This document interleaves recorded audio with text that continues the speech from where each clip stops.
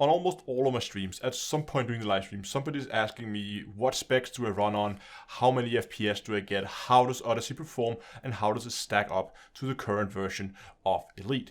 But in Phase 3, we did get some performance improvement, but let's see how far we are still off the main game.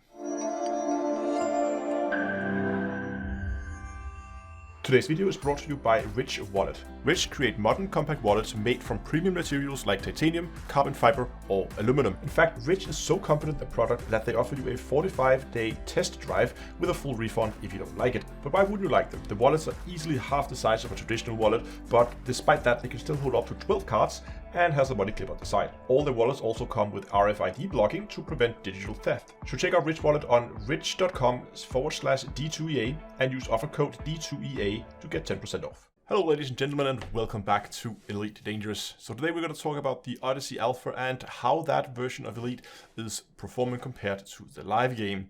First, I just quickly want to talk about the method I'll be using for collecting all the measurements we'll look at in a bit.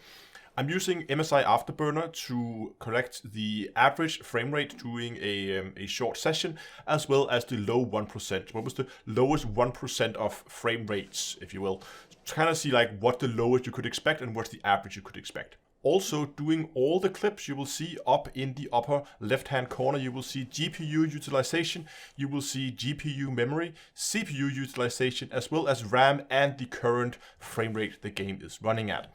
In the lower left-hand corner, you will also see a little icon indicating whether that shot belongs to Horizons or whether it belongs to Odyssey. In terms of hardware, I will be running this on my main PC, which has a Ryzen 9 3950X, 32 gigs of RAM running at 3200 MHz, a 2080 Ti, and the game is running off an NVMe SSD. And I know that these specs may not be comparable to what you're running, but the main thing here is we're looking at the relative FPS. So how big of a percentage drop do we see between the two different game modes? So you can kind of use that to get an indication of whether you're going to be expecting to see a small drop, a big drop, or you're only going to see like a quarter of the frame rate you have now. In terms of game settings, I really want to push the graphics card, so I'm running the game at 4K, I'm running it unlocked, so there's no FPS limiter on it, and you can see all my settings here on screen right now. Now, there's one important thing I want to tell you before we dive into the statistics, and that is that these measurements are taken during an alpha test. Massive improvements can still be made, and most likely will still be made. So don't take this as being the performance you're going to expect when the game comes out. This is just where we are now, and we can use these measurements to do them later on again to see if we got any improvements down the road. So for the first test, I'm just taking a static shot inside a docking bay. This is a place that we visit almost in every game session, so I feel like that was a good place to start. There's a lot of like things moving around, but still it's this place that you spend quite a bit of time. The two shots here are taking at the exact same station, but as you can see, there is quite a bit of a visual difference in Odyssey and Horizons. Now, if we pull up these statistics for this, we can see that it is not looking very pretty for Odyssey as it is right now. In Horizon, I managed to average 137 FPS in the docking bay, but when swapping over to Odyssey, I only got 72.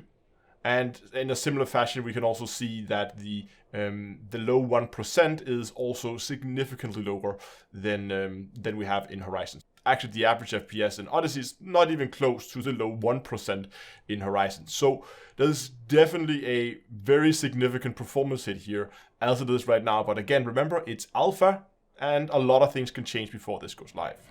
The next test here is just flying through a planet ring. Again, very common situation, at least for me. Flying through a planet ring if you're mining or whatever maybe you're running in doing some hash rate sites, something like that. We spent quite a bit of time in planet rings, so I thought this would also be a good place to test. Again, we can see some visual differences between the two, and again, same planet, same ring, and try to drop in approximately the same spot. So here it's not as bad as it was with the station. We can see still up at 130 on average in Horizon, but in Odyssey we're now dropping down to around 98. Still very respectable, a significant drop, but far from as bad as we saw in the station. So next I wanted to test just flying over a planet. I've been doing clips where I've just been flying 2 kilometers approximately over the surface. Nothing fancy, just flying over the surface. And obviously there are planets we can access in Odyssey that we cannot access in Horizon, so I both checked on non-atmospheric planets and I checked in Odyssey on atmospheric planets, so we can see if that atmosphere causes any kind of FPS drops. And here you can again see the little H and O indicates whether they are from Horizon or in Odyssey. And if we look at the non-atmospheric planet, we can see once again quite a significant drop here. I dropped from 173 just flying over the planet down to 93, but also the visual difference here is massive. If you look at the coordinates here, I'm very, very close to the same location on the planet and flying in approximately the same direction. Such a huge difference in the look of these two planets. I must admit, Odyssey looks good, but as you can also see here, we lose about half the frames. And here you have a shot from same kind of test, about 2 kilometers above the surface, but now just flying on a planet with an atmosphere. And as you can see here, it looks really good. And looking again at the graph, and we pull in the atmospheric in Odyssey, we can see here that, yeah, we do lose a little bit of frames compared to a non-atmospheric planet, so we can definitely measure the effects of having the atmosphere, but it's not too severe. So next I want to get a little closer to the ground, so it's just an SRV driving across the surface, similar kind of tests, same planet, approximately the same location on the planet, and just driving across the surface to see how it performs. First of all, I did notice quite a bit of popping in Odyssey, even though of course both games are running with the same graphic settings. And if we pull up the statistics, we can see, oof, this is bad. It is, I mean, it's not, the average FPS in Odyssey is not even close to the low 1% in Horizon. This is probably the biggest FPS drop that I saw so far. As soon as we get close to those new textured surfaces, we just take a massive, massive hit. It's okay when you're flying up there 2 kilometers, but as soon as we get down to ground level, it really does take a massive, massive hit. And again, I really must stress here, this is measured in an alpha, and changes can definitely still be made. Now I also wanted to test the on-foot part of Odyssey, but obviously I can't really compare that to Horizons since we can't go on foot in Horizons. So what I've done here is I've just taken FPS measurements by running around inside a station, and also when running across a planet surface with a lot of plants and there's an atmosphere and there's a lot going on here.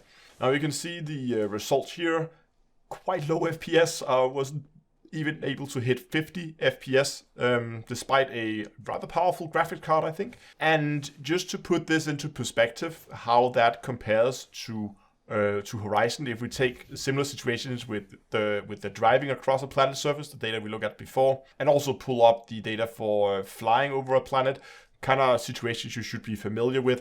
If we pull up those data from Horizons and compare them, we can see this is quite a significant drop, I would say. We're down to about the quarter the frame rate of what we would get from flying in a ship over a planet compared to now when we are running across the surface. So I think it's clear that if Frontier is going to live up to what they promised, that Odyssey is not going to cause any significant decrease in terms of frame rate or performance, then they definitely have their work cut out for them. There is a lot of optimization still needed before Odyssey is going to be running anywhere close to what Horizon is today. But now that I have all these measurements, I'm going to be able to, in the future, as Odyssey progresses, and especially after it launches, to go back, do these tests again, and then we can compare it to what the frame rates were at in Horizons. And Frontier has promised us that Odyssey will be running on last-gen consoles, so I am expecting that we're going to see these numbers increase significantly before Odyssey launches. Now, if you found this kind of video useful, I would really appreciate if you would go down and like the video and subscribe to the channel. Thanks for watching, hope you enjoyed it, and until next time, I will see you guys in space.